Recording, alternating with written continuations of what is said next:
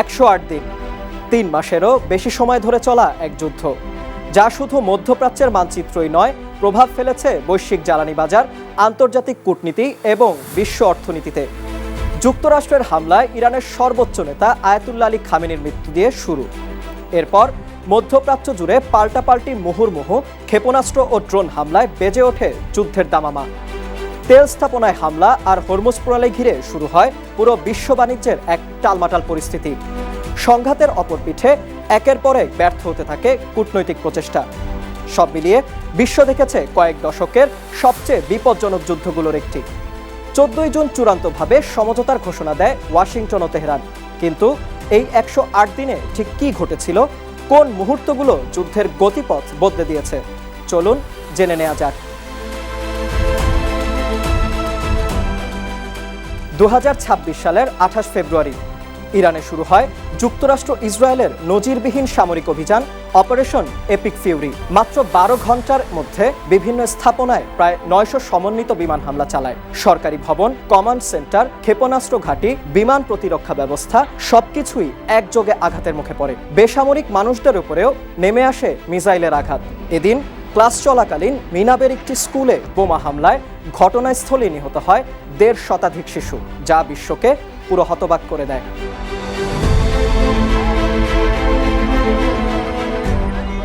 হামলার ফলাফল ইরানের ওপর আসে সবচেয়ে বড় আঘাত, সর্বোচ্চ নেতা আয়াতুল্লাহ আলী খামেনির মৃত্যু। সেই সঙ্গে প্রাণনাশের শিকার হন দেশটির শীর্ষ সামরিক কর্মকর্তা এবং রাজনৈতিক বাঘা সব নেতৃত্ব। এভাবে যুদ্ধের প্রথম দিনেই ইরানের ক্ষমতার কেন্দ্রকে কার্যত ছিন্ন ভিন্ন করে দেওয়ার চেষ্টা করে ইসরায়েল ও যুক্তরাষ্ট্র। তবে দৃঢ়তার সঙ্গেই প্রতিরোধের বার্তা দেয় তেহরান, জানায় রাষ্ট্রের নেতৃত্ব ক্ষতিগ্রস্ত হলেও লড়াই থেকে পিছু হটবে না ইরান। প্রথম হামলার মাত্র কয়েক ঘন্টার মধ্যেই ইরান থেকে পাল্টা জবাব আসতে থাকে। ইসরায়েল, কুয়েত, সংযুক্ত আরব আমিরাত সহ যুক্তরাষ্ট্রের আঞ্চলিক সামরিক স্থাপনাগুলো লক্ষ্য করে বৃষ্টির মতো ছোড়া হয় ড্রোন ও ক্ষেপণাস্ত্র। কুয়েতে মার্কিন ঘাঁটিতে হামলায় নিহত হন মার্কিন সেনারা। একই সময় ভুলবশত 3টি মার্কিন যুদ্ধ বিমানও ভূপাতিত করে ফেলে কুয়েত। ইরানের সমর্থনে লেবানন থেকে ইসরায়েলের দিকে রকেট ছোড়ে হিজবুল্লাহ। এরপরেই শুরু হয় ধ্বংসযজ্ঞের আরেক অধ্যায়। বৈরুত সহ লেবাননের বিভিন্ন এলাকায় বিমান হামলা শুরু করে ইসরায়েল। 3 মার্চ থেকে দক্ষিণ লেবাননের অভ্যন্তরে প্রবেশ করতে শুরু করে ইসরায়েলি স্থল বাহিনী। ফলে যুদ্ধ আর দুই দেশের মধ্যে সীমাবদ্ধ থাকেনি, না চাইতেও এর অংশ হয়ে যায় লেবানন। রণক্ষেত্রে যখন তীব্র সংঘাত, এমন সময় 6 মার্চ তেহরানের কাছে নিঃশর্ত আত্মসমর্পণ দাবি করেন প্রেসিডেন্ট ডোনাল্ড ট্রাম্প। স্বভাবতই ইরান তা প্রত্যাখ্যান করে। পরবর্তী কয়েক সপ্তাহে দুই পক্ষের ভাষা আরও আক্রমণাত্মক হয়ে ওঠে। চলতে থাকে পাল্টাপাল্টি হামলা। এর মধ্যেই বেশ কয়েকবার যুদ্ধে জয়ের দাবি করেন ট্রাম্প। তবে তেহরানের শক্ত প্রতিরোধে ফাঁকা বুলি হিসেবেই থেকে যায় তা। খামেনির মৃত্যুর পর সবচেয়ে বড় প্রশ্ন ছিল ইরানের নেতৃত্ব এখন কার হাতে যাবে। নানা জল্পনা কল্পনার পর 9 মার্চ সেই উত্তর আসে। দেশটির নতুন সর্বোচ্চ নেতা হিসেবে দায়িত্ব নেন আয়াতুল্লাহ খামেনির ছেলে মোজতবা খামেনি। তাকে ঘিরে আন্তর্জাতিক অঙ্গনে নানা কথা উঠলেও ক্ষমতা গ্রহণের পরেই জাতীয় ঐক্যের ডাক দেন মোজতবা। তিনি পরিষ্কার করে দেন, আত্মসমর্পণের পথে যাচ্ছে না ইরান। ফার্ম ফ্রেশ পাস্তুরিত তরল দুধ, বেশি ভালো দুধ। যুদ্ধের সবচেয়ে বড় অভিঘাত আসে বিশ্ব বাণিজ্যের প্রধান পরিবহন রুট সমুদ্রপথে। সংঘাতের শুরুতেই ইরান বন্ধ ঘোষণা করে হরমুজ প্রণালী।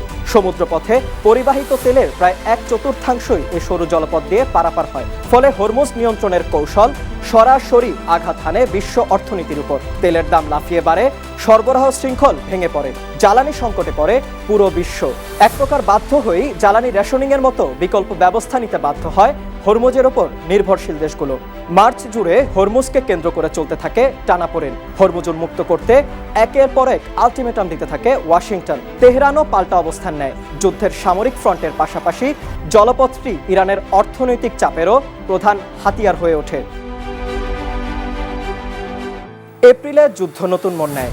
3 এপ্রিল ইরানের আকাশে মার্কিন F-15 যুদ্ধ বিমান ভূপাতিত করে ইরান। এর কয়েকদিন পর 7 এপ্রিল ইরানকে কড়া আলটিমেটাম দেন ডোনাল্ড ট্রাম্প। হরমুজ প্রণালী খুলে না দিলে পুরো ইরানি সভ্যতা বিলীন করে দেওয়ার হুঁশিয়ারি দেন তিনি। সে রাতেই ইরানের প্রধান তেল রপ্তানি কেন্দ্র খার্ক দ্বীপেও হামলা চালায় মার্কিন সেনারা। বিশ্বজুড়ে আশঙ্কা তৈরি হয় যুদ্ধ হয়তো আরও ভয়াবহ পর্যায়ে পৌঁছাতে যাচ্ছে। ঠিক সে মুহূর্তে মধ্যস্থতাকারীর ভূমিকায় সামনে আসে পাকিস্তান। 40 দিনের রক্তক্ষয়ী সংঘাতের পর 8 এপ্রিল সাময়িক যুদ্ধবিরতিতে সম্মত হয় যুক্তরাষ্ট্র ও ইরান। এটি ছিল যুদ্ধ শুরুর পর প্রথম কোনো কূটনৈতিক সাফল্য, যদিও এটিকে ট্রাম্পের যুদ্ধ চালিয়ে যাওয়ার কৌশল হিসেবেই মনে করেন কূটনীতিকরা। মার্কিন আইন অনুযায়ী কোনো দেশের সঙ্গে জরুরি সংঘাত শুরুর 60 দিনের মধ্যে কংগ্রেসকে না জানালে সেটি বন্ধ করে দেওয়ার এখতিয়ার রয়েছে আইনসভার। তাই কূটনীতিক বিশ্লেষকদের ধারণা, ইরানের চলমান মার্কিন অভিযানে কংগ্রেস যেন হস্তক্ষেপ না করতে পারে, তাই যুদ্ধের 2 মাস হওয়ার আগেই যুদ্ধবিরতির ঘোষণা দিয়ে দেন ট্রাম্প। যুদ্ধবিরতির পর বিশ্বের নজর তখন পাকিস্তানের দিকে। 11 এপ্রিল ইসলামাবাদে মুখোমুখি হন মার্কিন ভাইস প্রেসিডেন্ট জেডি ভ্যান্স এবং ইরানের উচ্চ পর্যায়ের প্রতিনিধিরা। 1979 সালের ইসলামী বিপ্লবের পর দুই দেশের মধ্যে এটিই ছিল সবচেয়ে গুরুত্বপূর্ণ বৈঠক। 21 ঘন্টা ধরে আলোচনা চলে দুই পক্ষের। আলোচনার টেবিলে ছিল পারমাণবিক কর্মসূচি, নিষেধাজ্ঞা, যুদ্ধবিরতি এবং হরমুজের ভবিষ্যৎ। কিন্তু কোনো সমঝোতা ছাড়াই শেষ হয় এ দীর্ঘ বৈঠকটি। আলোচনা ভেস্তে যাওয়ায় পরিস্থিতি আরও জটিল আকার ধারণ করে। এবার অর্থনৈতিক চাপের পথে আগায় ওয়াশিংটন। 13 এপ্রিল থেকে ইরানি বন্দরে নৌ অবরোধ শুরু করে দেশটি। জাহাজগুলোকে ইরানি বন্দরে যেতে বাধা দিতে সেগুলোতে নিয়মিত হামলা চালানো এবং জব্দ করা শুরু করে মার্কিন নৌবাহিনী। বিপরীতে নিরাপদে হরমুজ পার করে দেওয়ার জন্য জাহাজগুলোকে টোল পরিশোধ করতে বলে ইরান। যুদ্ধবিরতি বহাল থাকায় সামরিক সংঘাত থেকে সরে এলেও অর্থনৈতিক লড়াই চলতেই থাকে। দীর্ঘদিনের সরবরাহ ঘাটতি জ্বালানি বাজারে ভয়াবহ সংকট তৈরি করে। তেলের দাম 4 বছরের মধ্যে সর্বোচ্চ পর্যায়ে পৌঁছায়। ব্রেন্ট ক্রুডের ব্যারেল প্রতি দাম ছাড়ায় $126। সমানতালে বাড়তে থাকে স্বর্ণের দামও। বিপরীতে ব্যাপক দরপতন হয় বিশ্বের শেয়ার বাজারগুলোতে। মে মাসে মাঠের লড়াইয়ের পাশাপাশি কূটনৈতিক দর কষাকষিও তীব্র হয়। ইরান, যুক্তরাষ্ট্র ও উপসাগরীয় দেশগুলোতে একের পর এক সফর করতে থাকেন পাকিস্তানের প্রধানমন্ত্রী শেহবাজ শরীফ, সেনাপ্রধান আসিম মুনির এবং স্বরাষ্ট্রমন্ত্রী মহসিন নাকভি। চীন ও ওমানও যুক্ত হয় মধ্যস্থতার প্রচেষ্টায়। তবে আলোচনা চললেও হামলা থামেনি। মার্কিন বাহিনী ইরানের কাশেম দ্বীপ, বন্দর আব্বাস, সামরিক স্থাপনা ও ট্যাঙ্কারে হামলা চালায়। অন্যদিকে উপসাগরীয় দেশগুলোর তেল উৎপাদন কেন্দ্র ও মার্কিন স্থাপনা লক্ষ্য করে হামলার জবাব দিতে থাকে ইরান। তবে মাসের শেষের দিকে পর্দার আড়ালে চলতে থাকা কূটনীতি আশার আলো দেখে। ইরানকে একটি খসড়া চুক্তির প্রস্তাব দেয় ওয়াশিংটন। এর দুটি মূল বিষয়: ইরানের পারমাণবিক কর্মসূচি বন্ধ ও ইউরেনিয়াম হস্তান্তরের ক্ষেত্রে কোনো ছাড় দিতে রাজি হয়নি তেহরান। ফলে চরম অনিশ্চয়তায় পড়ে যুদ্ধবিরতি। একদিকে যখন ইরানকে অবরোধ ও হামলায় ব্যস্ত রাখে যুক্তরাষ্ট্র, অন্যদিকে তখন পুরো লেবানন জুড়ে ভয়াবহ হামলা চালাতে থাকে ইসরায়েল। বিশ্বজুড়ে এ নিয়ে নিন্দার ঝড় উঠলেও অভিযানের তীব্রতা বাড়াতেই থাকে ইসরায়েলি সেনারা। এপ্রিল ও মেতে যুক্তরাষ্ট্রের মধ্যস্থতায় 4 দফা বৈঠক করে লেবানন ও ইসরায়েল। এরপরেও দক্ষিণ লেবাননে একের পর এক এলাকা উচ্ছেদ করতে থাকে আইডিএফ। সঙ্গে চলতে থাকে হামলাও। 3 মাসের অভিযানে প্রায় 4000 মানুষ নিহত হয় লেবাননে, আর ঘরবাড়ি হারিয়ে নিঃস্ব হয় আরও 12 লাখ মানুষ। মার্কিন সমঝোতার প্রস্তাবে ইরানের জবাব পছন্দ হয়নি যুক্তরাষ্ট্রের। তাই জুনের শুরুতে যুদ্ধ আবারও পূর্ণমাত্রায় শুরুর সম্ভাবনা দেখা দেয়। জুনের প্রথম 10 দিন পাল্টাপাল্টি হামলার মাত্রা আবারও বাড়তে থাকে। 9 জুন হরমুজের কাছে ভূপাতিত হয় একটি মার্কিন অ্যাপাচি হেলিকপ্টার। ইরানি হামলা থেকে বাঁচতে চাইলে হরমুজ ছাড়তে বলেন ইরানের পররাষ্ট্রমন্ত্রী আব্বাস আরাকচি। জবাবে ইরানে আবারও নতুন করে হামলা শুরু করে যুক্তরাষ্ট্র। এতে শান্তি আলোচনা ভেঙে পড়ার আশঙ্কা তৈরি হয়। তবে এত কিছুর পরেও কূটনৈতিক যোগাযোগ বন্ধ হয়নি দুই দেশের মধ্যে। কয়েক মাস ধরে চলা মধ্যস্থতার ফল মিলতে শুরু করে জুনের দ্বিতীয় সপ্তাহে।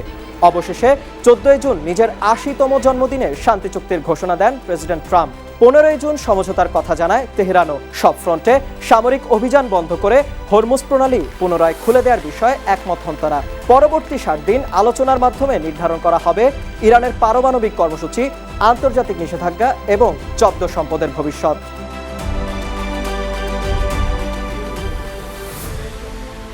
ফিলিস্তিনি ইসরায়েলি গণহত্যার পর 108 দিনের যুদ্ধে ক্ষতবিক্ষত মধ্যপ্রাচ্য। মার্কিন ও ইসরায়েলি হামলায় অঞ্চলটিতে প্রাণ হারিয়েছে হাজারো মানুষ। এরপরেও বিশ্বের সবচেয়ে শক্তিশালী সামরিক বাহিনীর আগ্রাসনের বিরুদ্ধে ইরানের শক্ত প্রতিরোধ অবাক করেছে গোটা বিশ্বকে। একই সঙ্গে বিশ্ববাসী দেখেছে একটি সরু জলপথ কিভাবে বিশ্ব অর্থনীতিকে থমকে দিতে পারে। যুদ্ধ আপাতত থেমেছে, তবে মধ্যপ্রাচ্যে স্থায়ী শান্তি প্রতিষ্ঠা কবে হবে সে প্রশ্নই ঘুরপাক খাচ্ছে জনমনে।